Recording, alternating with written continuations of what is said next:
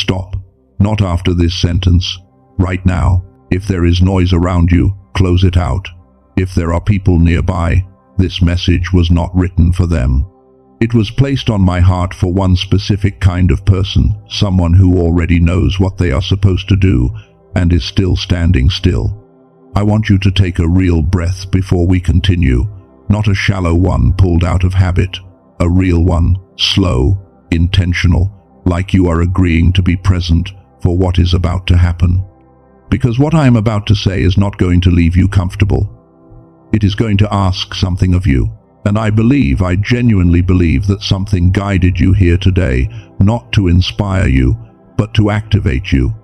I feel the Spirit urging me to speak to someone right now, someone who has been in the doorway long enough, someone who has prayed and prepared and waited and is now standing at the edge of a step they cannot seem to take. God is not waiting anymore, He is urging, and there is a weight in that word, urging, that I want you to feel by the end of this video. Before we go any further, let me tell you what is waiting for you inside this video, because I want you to stay through all of it.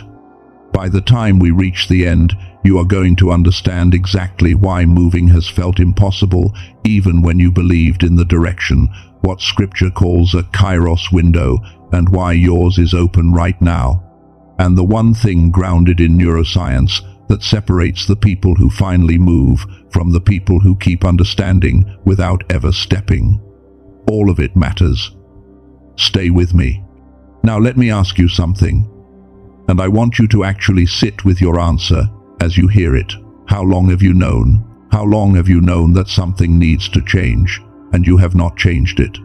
How long have you felt the pull towards something, the quiet certainty that a step is waiting for you, and responded by finding another reason to wait one more week, one more month, one more season?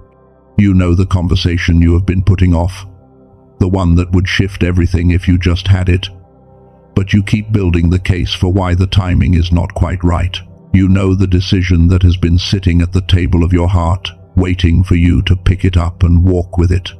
You know the door that opened, unexpected, almost too perfectly aligned.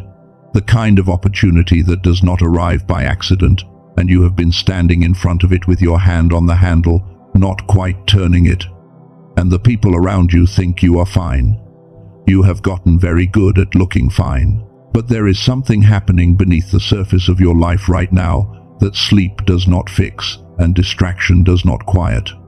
It is the restlessness that wakes you at the wrong hour, when the house is still and your mind refuses to follow. It is the ache that visits you when you see someone else doing the thing you know you were built for. It is the weight in your chest when you look at where you want to be and measure the distance against where you are still standing. That is not anxiety. I need you to hear me say that directly. That is not a sign that something is broken in you. That is the sound of a calling that has not yet been answered, and it does not soften with time. It intensifies, because the calling intensifies. I also want to say this before anything else. You did not stop moving because you stopped believing. You are not still standing still because you are faithless or unfocused or weak. The people I see most frozen are often the ones who carry the most, the ones who are most aware of what they are holding and most afraid of handling it wrongly. And that is something I want to come back to, because the reason you are frozen is more specific than fear, and it has a solution that I have never heard spoken about in this kind of content. I am going to give it to you before we are done. But first I need to show you something about the season you have been in, because I think you may have misread it. There is something that nobody tells you about the wilderness season. They tell you it is necessary. They tell you to trust the process, to stay faithful in the small things, to hold on a little longer. And all of that is true. But what they do not tell you, what I rarely hear spoken clearly, is this. The wilderness has a completion point. It is not a permanent address. It is not a life sentence. It is a formation environment, and formation has an end. Think about what the wilderness actually does to a person. It strips away the voices that were louder than the calling. It removes the comfort of a life that was too small. comfortable enough to stay in, but not big enough to hold who you are becoming. It reshapes identity at a depth that no conference, no course, no conversation could have reached. And it builds capacity, the kind of strength and rootedness that cannot be constructed in easy seasons. Joseph spent years in places he did not choose. The pit first, then the prison. And if you had watched his life from the outside during those years, it would have looked like abandonment. It would have looked like God had either forgotten or changed his mind. But the prison was not the destination, it was the preparation. And when the preparation reached its completion, when Joseph had become the version of himself that the assignment required, the door opened, and he walked through it. He did not hesitate. He did not ask for one more sign. He stepped, because the wilderness had done its work, and something inside him knew. Now, I want to ask you something. I need you to answer honestly. Are you still in the wilderness, or are you still behaving as though you are, when the formation has already been completed? There are signs that the wilderness season has reached its end, and I want to name them carefully. The first is this: you no longer need someone outside yourself to confirm what you already know. There was a time when you needed a word, a sign, a validation, before you could take any step at all. That need has shifted. The certainty has moved inward, and it is quieter and more steady than it used to be. The second sign is that fear has not disappeared, but it no longer holds you the way it once did. It is still there, but it sits differently now, like something you can carry, rather than something that is carrying you. The third sign is that you already know what the next step is. You are not waiting for clarity. The clarity arrived a while ago. What you are actually waiting for is something else, and we are going to name that precisely in a moment. And the fourth sign is this: God has stopped giving you preparation instructions. He is not sending you back into another season of healing, another season of waiting, another season of becoming. The instructions arriving now have a different quality. They are not about getting ready, they are about going. What felt like punishment was actually preparation. What felt like delay was actually development. What felt like silence was actually strategy, moving at a level you could not see. And what felt like being forgotten, those long, quiet stretches when heaven seemed farther than usual, was God completing something in you that had to be finished before the next thing could begin. The wilderness is not a life sentence, it is a launch environment. And for some of you listening right now, the launch is not coming. It is already here. Now I need to teach you something, because understanding this is going to change the way you hear everything God is saying to you in this season. There are two different words in the original language of Scripture for the concept of time. The first is chronos, ordinary, sequential, passing time, one day following another. The clock moving forward. Chronos is what the calendar tracks and what most people think of when they talk about timing. But the second word is kairos. And kairos does not describe time as a quantity, it describes time as a quality. A kairos moment is a divinely appointed window, a specific configuration of readiness and opportunity so precisely aligned that no human strategy could have engineered it. It is the intersection of who you have become and what has been prepared for you, and it is ordered by a hand that is not yours. There is a time to be still, there is a time to be patient, and there is a time to move, and if you do not recognize it when it is open, it will close, and the exact alignment of that moment will not return in the same form. I want to ask you 3 questions, and I need you to be honest with yourself as you sit with each one. Have doors opened in your life recently that were not open 6 months ago? Not dramatic, obvious, impossible to miss signs, quiet ones, a connection that appeared without effort, an opportunity that arrived through an unexpected channel, a resource that came from a direction you were not watching. Has the distance between where you are and where you are going started to feel smaller, like something has been closing quietly, even in the seasons when you were not actively moving toward it? And third, has the nature of what you sense being said to you shifted? Less about preparation, less about waiting. Something that feels more like instruction, more like now. If you answered yes to any of those, then what I am about to say is important. I hear the Father saying, I have been ready. I have been waiting on you, not with anger, with love. With the weight of a father who can see what is on the other side of the step you have not yet taken, who knows what that moment holds for you, and who cannot watch you stand outside it any longer. But I know exactly what some of you are thinking right now. You are thinking, I understand all of this, I feel it, and I still cannot seem to make myself move. And that specific thing is what I want to address before this video ends. Because the reason most chosen ones stay frozen is not what you have been told it is, and it is not what you have been telling yourself.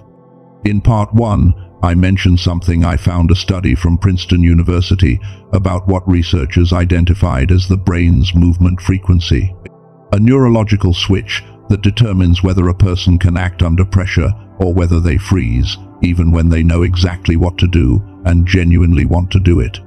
I am going to come back to that before this video ends, and I am going to tell you exactly what the solution is. Because some of you are not frozen because of weak faith. You are frozen because of something happening inside the brain that nobody explained to you, and it has a name, and it has a solution.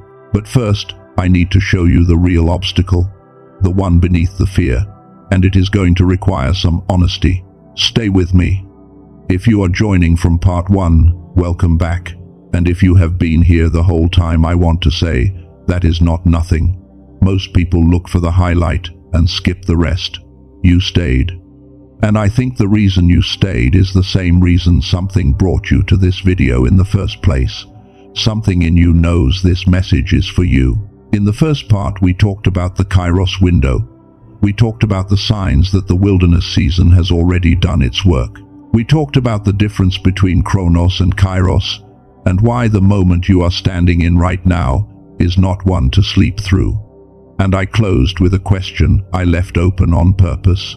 Why do some people understand all of this, the urgency, the window, the calling, the open door, and still find themselves unable to move? Let me answer that now. The thing keeping you frozen is not fear in the general sense that people tend to talk about it. It is something more specific, something quieter, something that most spiritual content has never named for you directly. It is the belief, deep, rarely examined, almost invisible, because it sounds so much like wisdom, that you need to be more ready than you already are. That there is one more thing to heal before you step. One more thing to understand. One more condition that needs to be in place before the moment is truly the right moment. And so, you wait.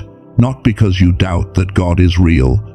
Not because you have lost faith in the direction, but because you are protecting the calling from the possibility of being mishandled by a version of yourself that you do not fully trust yet. You are not waiting for the right time.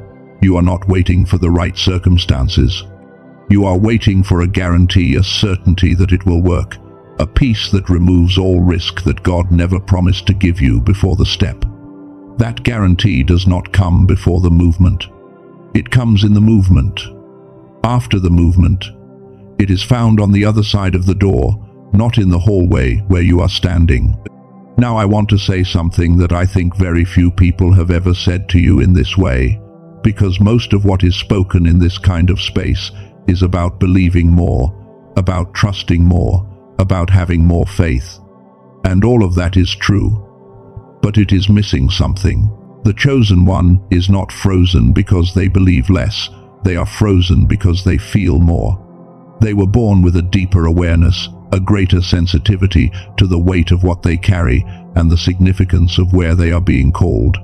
And because that sensitivity is real, they understand in a way that most people around them simply do not what is at stake if they move in the wrong direction. They take the calling seriously in a way that others cannot relate to. They carry the awareness deep in their bones that their assignment has consequences not just for their own life, but for the lives it is meant to touch. And that awareness, that holy seriousness about the weight of what they hold gets mistaken for unreadiness by others and by themselves. It is not unreadiness, It is the weight of the calling itself. And the people who move carelessly are not the ones who carry more faith. They are the ones who carry less awareness of what they are holding. Your fear of getting it wrong is not evidence that you are unprepared. It is evidence that you understand the gravity of what you have been given. That is not a flaw. That is wisdom. And wisdom does not tell you to stay still forever. It tells you to move with intention. And I hear the Father saying this right now. The season I gave you in the wilderness was not forever. I gave you the desert to build you, not to bury you there. Every loss, every stripping away, every quiet season where you could not see my hand, but I was moving, all of it was designed to bring you to this specific moment. You are already carrying what I asked you to wait for. You were ready before you realized you were. Now, I want to give you something, and I want you to receive it, not just as encouragement, but as permission. Because I sense that some of you need permission more than you need another lesson. You are allowed to move before you feel completely ready. You are allowed to step forward while the fear is still present in your chest. You are allowed to answer the call while you are still holding the weight of not knowing how every part of it will unfold. You are allowed to protect what God is building in you without owing anyone a full explanation of why you have changed. You are allowed to outgrow the version of your life that no longer fits what is growing inside you. And you are allowed to stop waiting for a feeling that will only arrive after you have already moved. That is not recklessness, that is obedience. Now I want to tell you the thing that I have been building toward this entire time.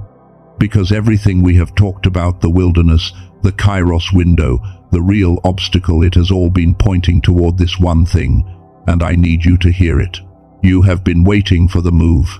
You have been looking for the sign that the moment is real. You have been asking God to confirm the direction one more time, to show you one more piece of the path before you take the next step. But you are not waiting for the move. You are the move. The shift that other people are praying for, it does not come before you step. It comes through you when you step.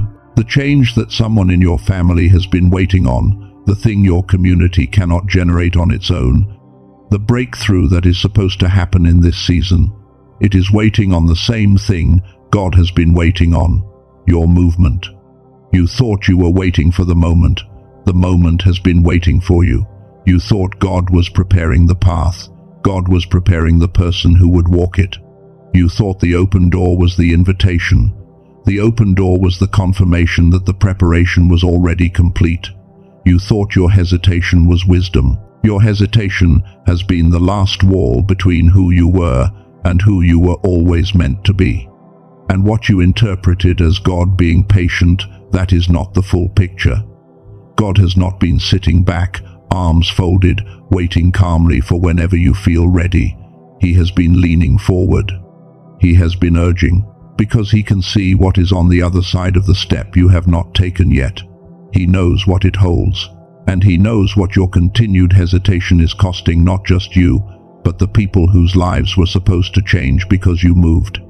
There are people whose breakthrough is waiting on your obedience, not your perfection, your obedience. The pioneer does not wait for the path to already exist. They walk, and the path forms under them. The spiritual warrior does not wait for the battle to look safe before they move. They move because the assignment is greater than the fear ever was. The voice does not wait until the audience is perfectly ready to receive the message. They speak because the message cannot stay inside any longer. It was never theirs to keep. And the cycle breaker does not wait for someone in the generation before them to lead the way. They are the first. That is the entire point of the calling. This is not about your timeline. This is not about your comfort level. This is about your calling. And your calling does not wait for the conditions to be ideal. Your calling creates the conditions as you walk. Now here is the honest question I want you to carry from this moment forward. Knowing that the window is open, knowing the wilderness has completed its work, knowing that you are the move. What is the one thing still standing between you and the step? For a lot of you, the honest answer involves something that lives in the body more than the mind. You understand the truth of what I have been saying. But somewhere between the understanding and the action, there is a gap. And that gap does not close with more inspiration, it closes with something more specific.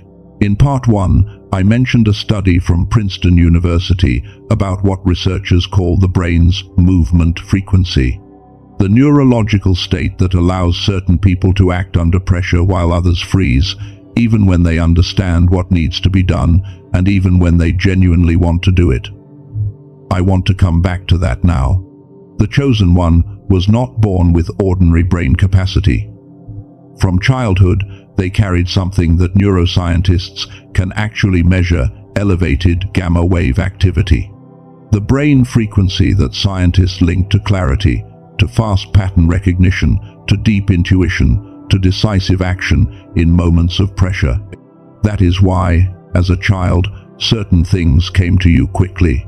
You learned faster than other people expected. You saw connections that others missed. You had an edge in certain moments that you could not explain, and neither could the people around you. But here is what modern life did. The stress, the noise, the pace of a world that was never designed for the way you are wired it began suppressing that frequency. Researchers call it the decline effect, and it begins as early as age 7. And the people who feel the loss of it most acutely are the ones whose gamma was highest to begin with. Because they remember, even if they cannot name what they are remembering, what it felt like to operate with that clarity. And the distance between who they are now and who they know they can be, that is the gamma gap. The reason some chosen ones cannot close the space between knowing and doing is not a spiritual failure. It is neurological. The very frequency that would allow them to act with the clarity the calling requires is running below capacity. And a neuroscientist named Dr. Robert Lake has spent 34 years developing a precise solution to exactly this problem. What Dr. Lake discovered, drawing from decades of research in collaboration with institutions including MIT, Harvard, Stanford, and Princeton, is that the gamma frequency is not permanently lost. It can be reactivated, not through months of meditation, not through clinical equipment that runs close to $7,000 for a home setup and $300 per session in a clinical environment. Through something that takes 7 minutes, requires only a pair of headphones, and begins working on the first listen. He developed an audio track using a technology called brain entrainment, a method of guiding the brain directly into gamma wave activity through precise sound frequencies, the way a tuning fork causes another string to vibrate at the same pitch. Your brain does not have to work toward the state. It is carried there. I want to tell you about someone who used it. A woman in Texas, 43 years old, a teacher who had spent over a decade helping other people grow while feeling, inside, like she had stopped growing herself. She described her mind as running at 30% of what it was capable of. Decisions that should have taken an hour were taking months. The clarity she knew lived somewhere inside her was buried under something she could not name or remove. 3 weeks after beginning the 7-minute ritual, she wrote something I have not forgotten. She said the ideas just started coming on their own. Decisions she had put off for over a year, she made in a single morning. She said she could not explain it, but something woke up that had been asleep for a very long time. That is the gamma frequency coming back online. That is the brain reclaiming the capacity it was always meant to carry. Now I know what some of you are thinking, because I would think it too. You have tried things before. You have done the meditations, the sound practices, the various approaches that promised a shift. You gave them time, and the shift you were hoping for did not arrive, and so you are cautious. That is completely fair, and I want to be direct about why those other approaches did not deliver what this one does. Meditation, practiced consistently, can eventually guide the brain toward gamma coherence. But for most people, reaching that state through meditation alone takes months, sometimes years, of sustained daily practice. Brain entrainment does not require you to build toward the state. It directly induces it in 7 minutes every single time. Dr. Robert Lake compressed 34 years of neuroscience research into a single audio file. The original price is $49 less than a single clinical session. But because Dr. Lake built this to reach the people who genuinely need it, not only the ones who can afford the clinical route, he made an exclusive price available to people who access it through verified channels like this one. $39. It is not available at that price on Amazon, on YouTube, on Spotify, or anywhere else. Only through the link I am placing in the description and the pinned comment of this video. At that price, you receive the 7-minute Genius Song audio, the main entrainment track. You also receive a bonus called Genius Child, a separate audio designed to support the brain development and focus of children in your life. You receive the original book that the film The Secret was built from, the actual source text, not the adaptation, valued at $20 on its own, included at no cost. You receive a guided visualization for the 4 areas most people most want to shift: finances, relationships, health, and inner peace. And you receive a printed infographic of the 5 most essential daily habits for building toward the life you are moving into. All of it comes with a 100% money-back guarantee. No time limit on how many times you use it before you decide. No questions asked, no explanation required. One more thing I need to say clearly. There are already sites using the name Genius Song that are selling audio files that do not contain the actual entrainment technology.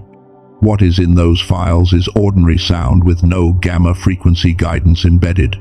It will not do what the original does. The only way to know you have the verified version with the full technology, the bonuses, and the guarantee is through the single link in the description and the pinned comment below, not anywhere else. If what you have heard today resonates with you, if you feel the window is open and you want to give your brain the neurological support it needs to close the gap between understanding and action, the link is there. That is the only place I can verify you are getting the real thing. Now let me close this with something I need you to carry with you. Everything that felt like punishment was actually preparation. Everything that felt like silence was God working at a level you could not see. Everything that felt like being forgotten those long seasons when heaven felt far was the wilderness finishing its purpose in you. That season is complete. You are a pioneer. You are a spiritual warrior. You are a voice carrying something this world has not yet fully heard. You are a cycle breaker, the one in your line who steps first, so that the people who come after you do not have to carry what you carried, do not have to fight the battles you already fought. This is not who you are working toward becoming. This is who you already are. And I hear the Father saying this: I need you to let these words actually land somewhere inside you. You are not late. You are not behind. You have not missed the window. I placed you in this exact season because this moment was built for what is already inside you. The step I have been urging you toward is not a leap into something uncertain. It is a step onto a foundation I have already laid and am already standing on. Take it. I am already on the other side. I have been waiting for you there longer than you know, and the moment your foot moves, everything else moves with it.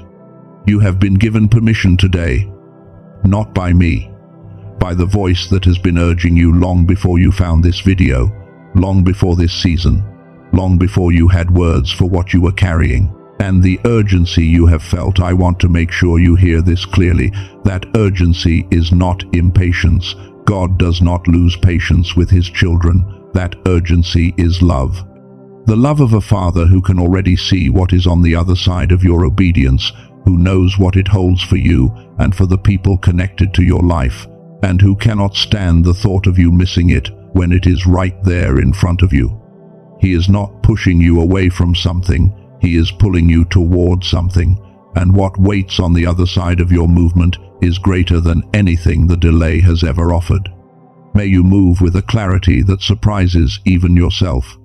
May you step before the fear fully disappears, and find in that step that the fear never had the authority over you that you gave it. May you carry the calling without needing to understand every part of it before you go, trusting that the path illuminates under your feet as you walk it. May you become for someone else what no voice ever became for you, the first one who said, "You were built for this, and this is your time." And may you leave the season of standing in the doorway behind you, not with guilt, not with regret, but with the quiet certainty of someone who finally answered when they were called. The window is open. God said move, and I believe with everything in me that you will.